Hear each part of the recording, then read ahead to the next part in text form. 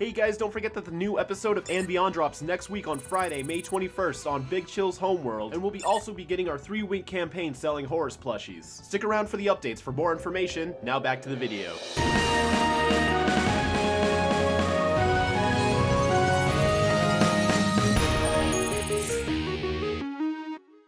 Hey everybody, Kuro the Artist here, and welcome back to another Ben 10 breakdown. Today we'll be taking a look at what aired as the Season 3 finale of the classic series. Although the 2-part episode that concludes the Ghost Freak arc is the true ending of the Season 3, you guys voted on using the US airing order for these breakdowns, so that's what I'm going with. Although this definitely works as a season finale. It revealed a lot of important lore about the series and has a ton of callbacks to previous episodes, but the main highlight of this episode for me is the character of Xylene. She's an alien telepath involved with the Omnitrix conspiracy and an old love interest to Max in his early days as a plumber. She's someone I definitely wish came back at least once more, but you can tell from this episode why she's such a compelling character. Oh, and this episode also has the debut of Upchuck, which, like most transformations in the classic series, absolutely shines here. If this is your first breakdown and you're curious about how my rating system works, there's a detailed description down below along with a link to all of my previous breakdowns. But by all means, watch this one first, I'm sure you'll still like this video. But first, let's handle some updates.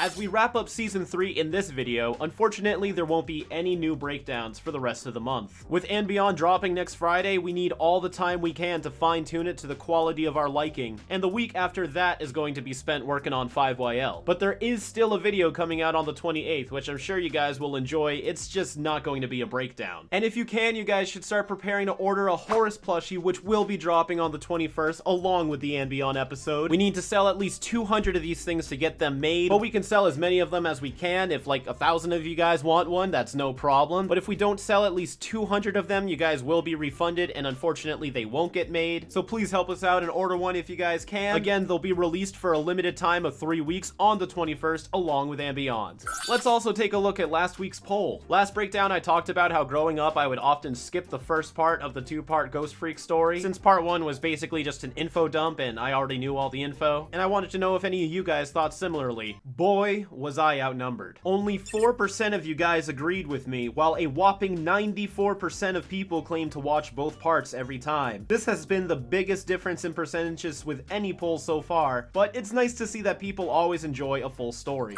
If you're anything like me, then finding time to read a book is damn near impossible. But with Blinkist, I'm able to listen to the highlights of a book in just 15 minutes, which is extremely convenient for me because of my commutes to and from work. Before Blinkist, if I wanted to learn about different subjects, I would have to travel to my local library or to a bookstore and spend money that I don't have, which was a painful experience for me and my wallet.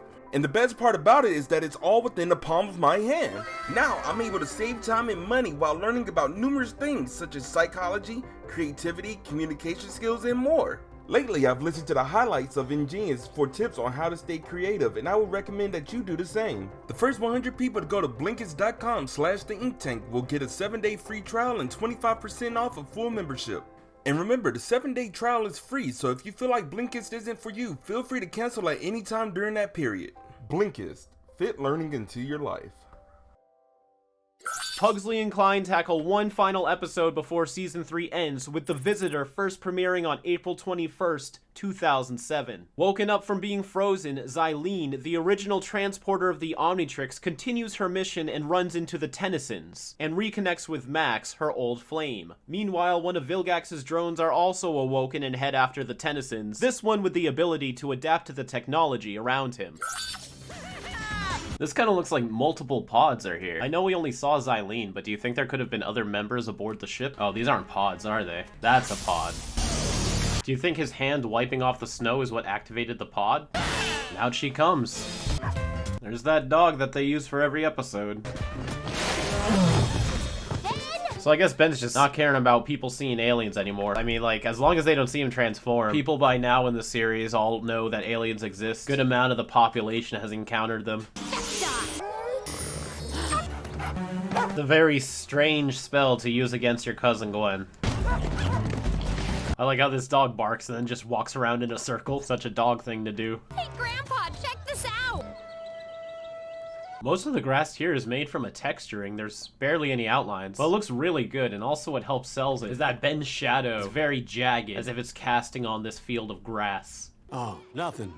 I'm fine. Oh, Grandpa. This is a very colorful looking playground. Most playgrounds I see are just made of wood. My mom told me that Grandma and Grandpa met in St. Louis. Grandma as in Verdona, right? Now, I know this would be a bit of a stretch, but I wonder if the Ultimate Alien flashback episode Moonstruck says anything about taking place in St. Louis. So no, it doesn't, but when we get to that breakdown... By the way, I get this question a lot. Yes, I am breaking down every episode all the way up to Lawmyverse, so I will be getting to Ultimate Alien. But when we get to Moonstruck, I'm gonna see if scenery there makes sense for taking place in St. Louis. Even you can't be that clueless. Only when the plot calls for it.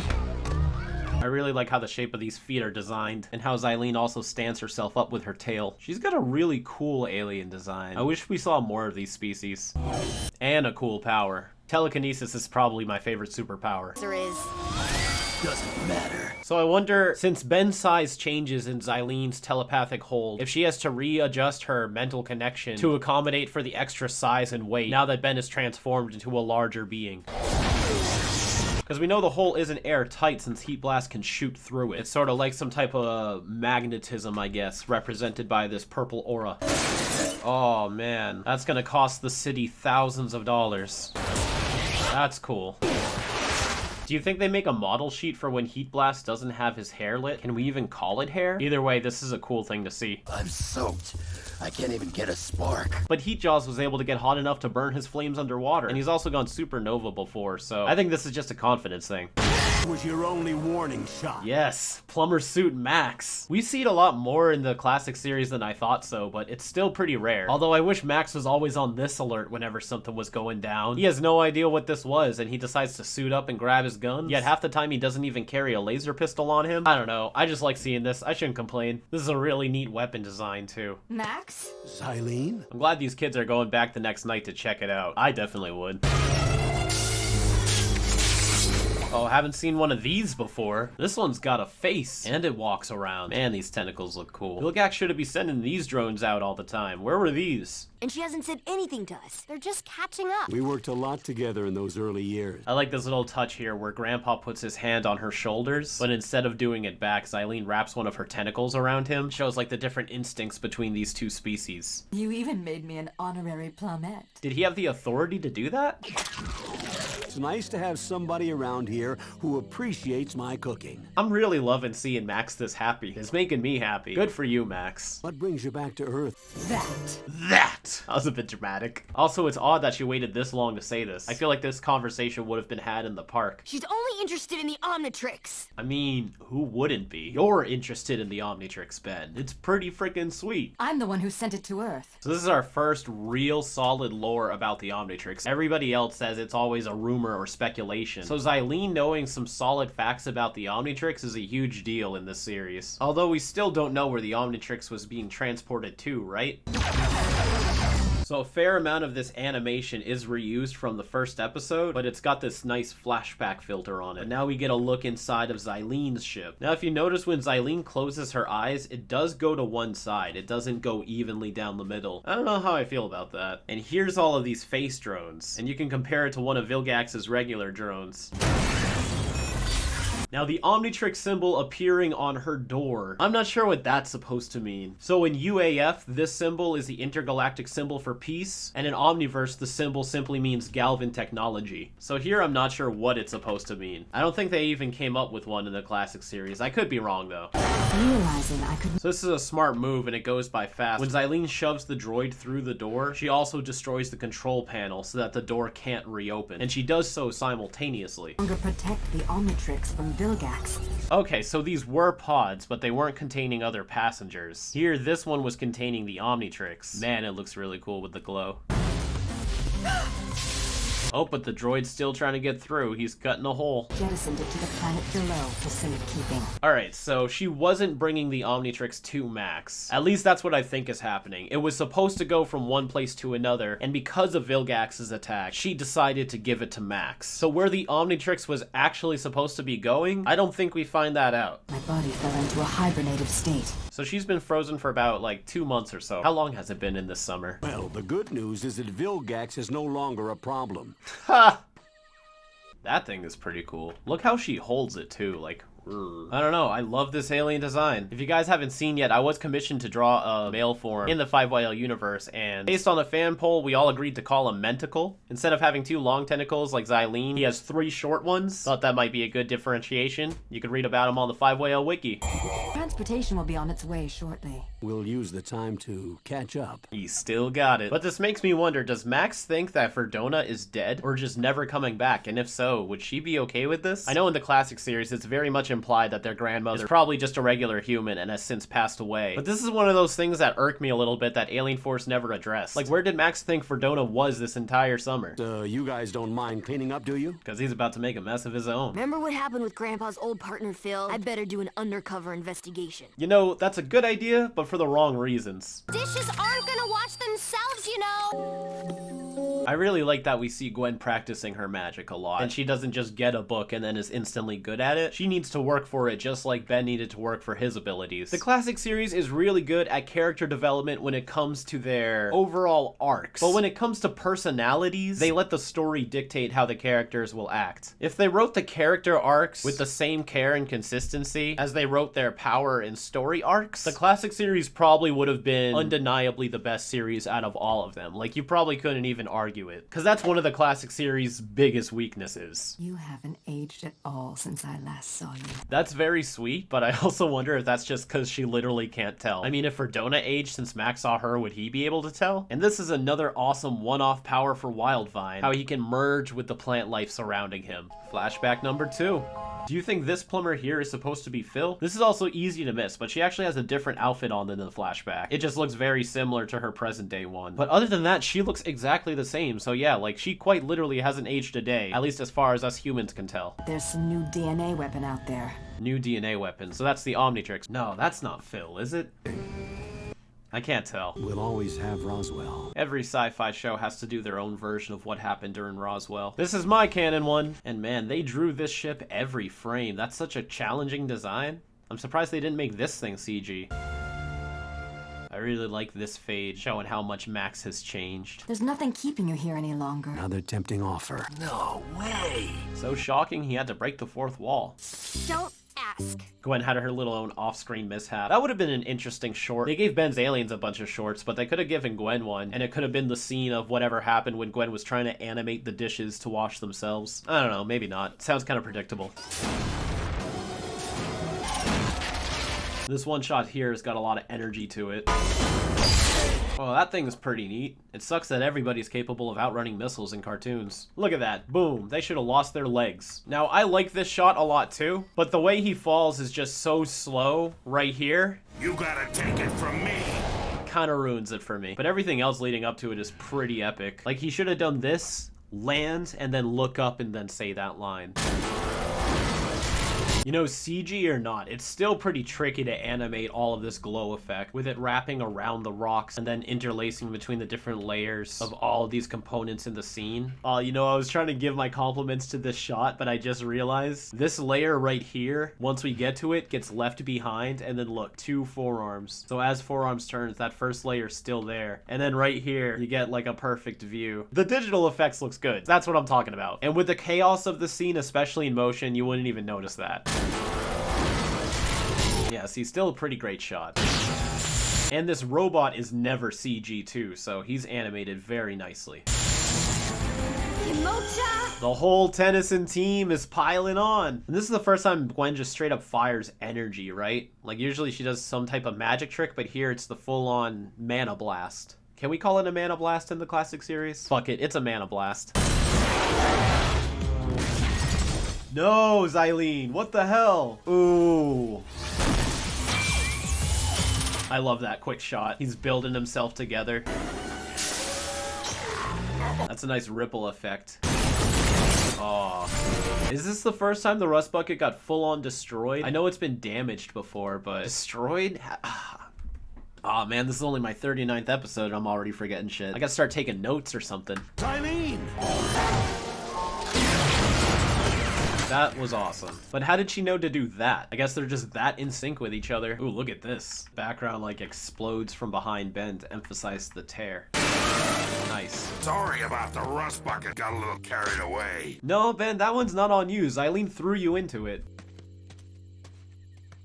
Oh, and now she's getting sassy about it too? I don't like that. I don't remember where I heard this, but Diamond Head is a mistransformation and Ben was trying to go upgrade. I thought it was on the pop-up trivia, but I looked at the list from this episode and it's not there. It could have been from a forum, but by then it might have just been whatever current writer said. So I don't know if I should count this as a mistransformation because I don't feel like I can prove it. I just kind of vaguely remember that being the case. But if you think about it, why would Ben go Diamond Head intentionally to try to fix the rust bucket? You wanted to be truly helpful. A Glavonic mechamorph would have been more appropriate. Maybe this is what I'm remembering? Also, always low-key bothered me that she said Glavonic mechamorph instead of Galvanic. Now, I know, I'm not one to be calling people out for mispronouncing words, trust me, I see the comments. But that's one that I do know how to pronounce correctly, so I take pride in that. Diamond Head's also got his back covered in the same color as his crystals. She means upgrade. Yeah, well, you're not the boss of me. Oh, it's still crystals. Alright then, yeah, maybe I was wrong, but I could have sworn it was like confirmed Ben did try to go upgrade. But I'm not gonna count it until I can prove it. I didn't send you the Omnitrix. You found the Omnitrix. I got the watch by mistake? I always felt like that shouldn't be that big of a shock to Ben. Like, I was under the assumption he always knew he found it. The revelation here is the fact that it was intended for somebody. But Ben getting the Omnitrix by mistake should have been common sense. I was sending it to Max. See, now that's a shock. No one knew Max was supposed to get the Omnitrix. Just take it back, and you two can cruise around the universe. See if I care. Probably not intentional, but this shot right here kind of parallels the scene in Ken 10 where Gwendolyn is talking to Ben 10,000 on a cliff. It's not just about the watch. She wants Grandpa to go away with her just like before. Only this time, there's nothing keeping him here. So that's where it really comes from. Ben feels like he and Gwen aren't enough to get Grandpa to stay on Earth. So he was having all those feelings and channeling it under the wrong reasons. This is why it's important to talk about your feelings, folks. You could be feeling one thing and then interpret it into another, all because you don't want to face facts. I'm sorry, Max. Offspring are a mystery to me. On my planet, once you hatch, you're on your own. I feel like that line is also very important too, because Eileen does come off as pretty blunt and insensitive in her own respects, but that's because her culture is literally different than Earth. So we shouldn't be comparing human standards to how Roxites live their lives. Well, soon we won't have to worry about them. Unless they're trying to fuck. My goodness, those reflexes. You said you trashed that! We all thought it was destroyed. See, she's still speaking truth, and in a way, standing up for Ben. I know you're gonna give us the whole Omnitrix is more important than any single being lecture. Well, it is. Man, I really love how straightforward Xylene is about everything. Junkyard hurt him. I agree that So help us or get out of— This is what it's like talking to YouTube commenters sometimes. if we work together. Oh wow, Ben's gotta learn a lesson about working together, and he's even doing a hand thing. Put it in, Ben. Boom. docks. This is a very Batman setting. Hey, the hoverboard. Man, this is a random time to bring back the hoverboard. This is horrifyingly awesome. Control of the nanotech in my plumber's suit. Whoa, look at that front flip. Ben been training in human form? I'll swap you straight up. My grandpa for the Omnitrix. It's the same offer he gave Vilgax and Kevin when Gwen was captured. Let her go and you can have the stupid Omnitrix. My cousin for this stupid watch. You know, even though this wasn't supposed to be a season finale, I'm really glad that it was the season finale. It makes a lot of sense. You learn a lot about the Omnitrix. There's some beautiful animation. Some animation I would honestly argue is better than in Be Afraid of the Dark. And there's just a lot of callbacks to previous episodes. You see a flashback to episode 1. The hoverboard comes back. Max is suited up in his plumber suit. Gwen's using spells. Oh, and someone new is going to be joining the Omnitrix family pretty soon. We know what we're doing. We. Did he think she wasn't going to be there? Oh, but this is an awesome shot. This is straight up superhero. Whoa.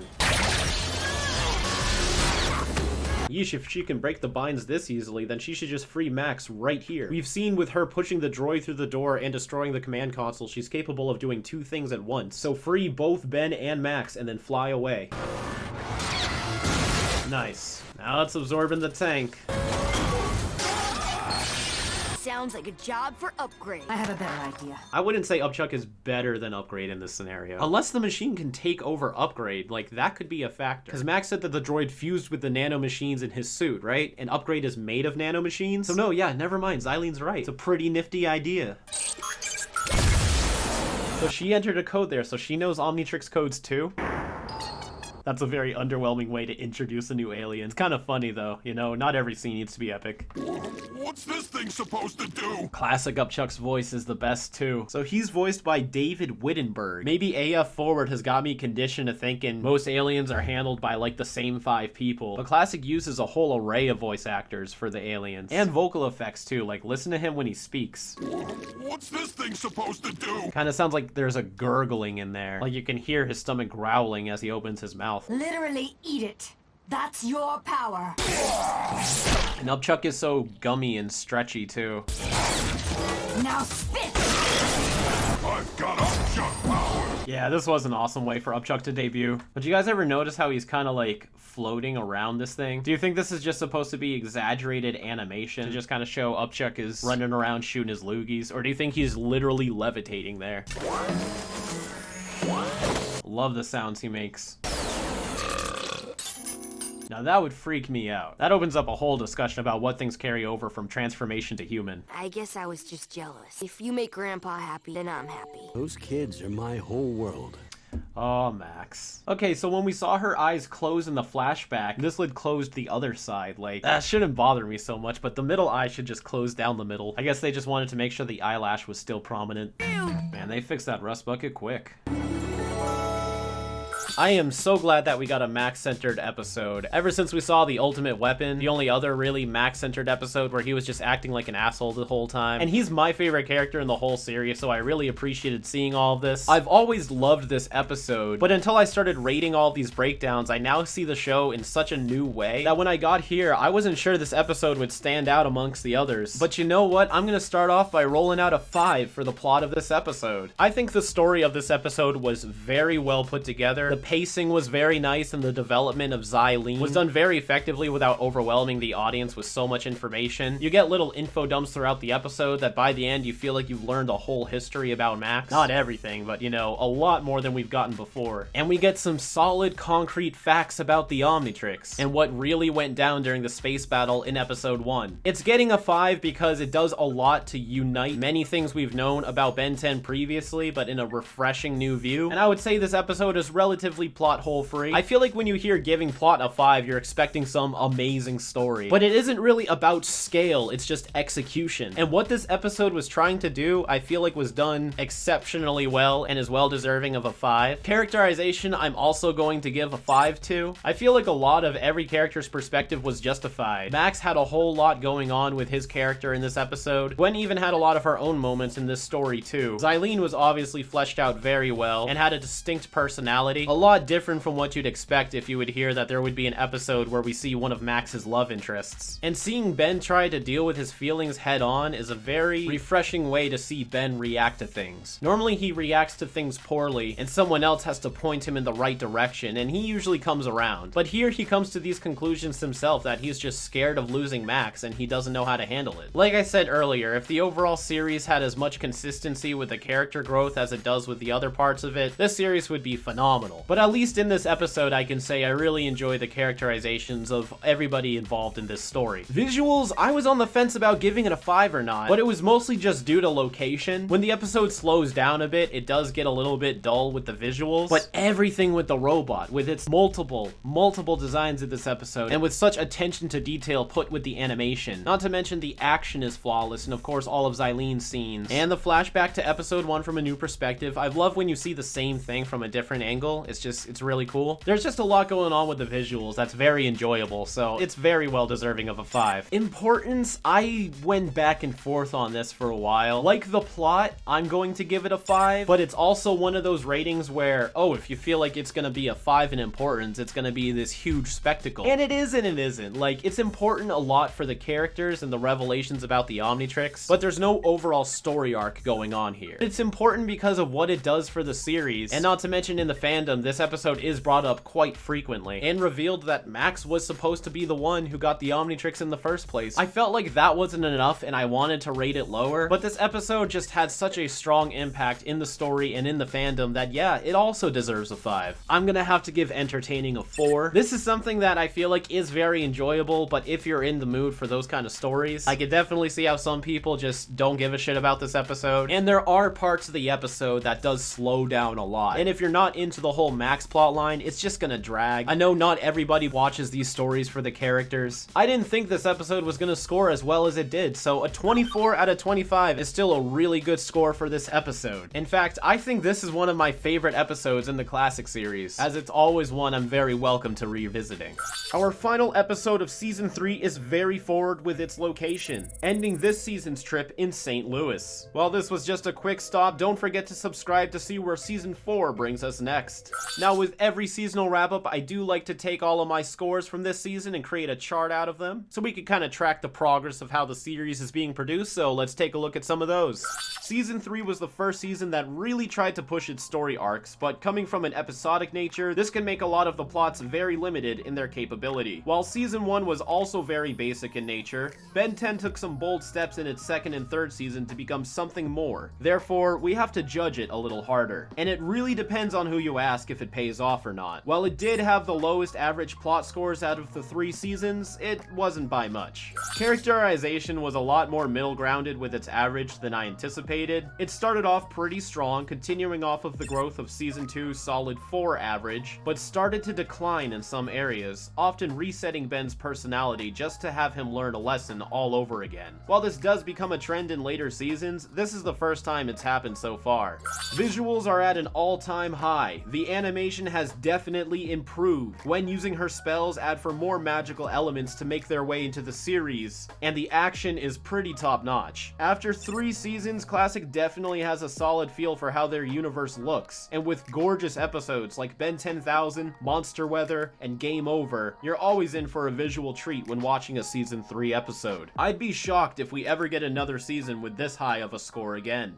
With importance, we've never seen fluctuations like this yet. This is the first season that episodes have actually managed to score a 0, as in you can completely skip them and there's nothing you're missing out on that matters. Compared to other seasons, you can see that this one put all of their focus on the major arc-related episodes, while the in-betweens fall through the cracks. It also seems like there's a trend for the 5th episode of every season always being important. Still, it ties with season 1 with an average of 2.8, just for different reasons. An entertaining season 3 did have some bangers, I'll give it that. Aside from that one dud that was the infamous Christmas special, I'd say this season's an all-around enjoyable one, even if some of the plot and characterizations were a bit wacky. Although it very much had a different feel than the first 2 seasons, it still keeps things within the 3.5-ish average, and has a lot to take away with it. Now, the total scores seem to have matched the plot's trend the most, with a strong beginning and end with a large dip in the middle, although its overall average only dropped to a 17.4 from last season's 18.1, and this doesn't even change the overalls at all. And shockingly, not a single damn hero time was said this season, which is pretty disappointing. Wrong transformations practically doubled, with 16 transformations this season alone, bringing us to a total of 32. Season 3 felt a lot more chaotic than the last 2 seasons. It had an arc that was a lot more bolder and obvious than season 1's, but the Vilgax one still seemed a little bit smoother. The way the Vilgax one worked was each episode would have its own story, and then a small piece would help build onto the ending. Where in this season there were some episodes where the entire episode was the piece, and other episodes where it's kind of just nonsense. I think it's just because Ben 10 still at its core is an episodic show, so when they're trying to push for bigger things like the Ghost Freak arc, it's still held back by things they can't really do. So it still can't be connected as something like a modern cartoon or an anime has achieved in terms of strongly connected storytelling. Still, it's a great season, absolutely looks the best, and has a lot of very memorable moments, but as much as I like it, it's still not my favorite. So let's finish up with this week's poll with how much did you enjoy the Ghost Freak arc? You'll see options 1 through 5 put into our community tab, but until then, I'll catch you guys with season 4 starting the first Friday of next month. You can stay up to date with everything that we do on our social medias, and join the Discord for some community interaction, and join the Patreon for $1 a month. That's $12 a year for exclusive weekly updates on all of our projects like 5YL and beyond. I hope you guys have a fantastic rest of your month, and as always, keep it fizzy.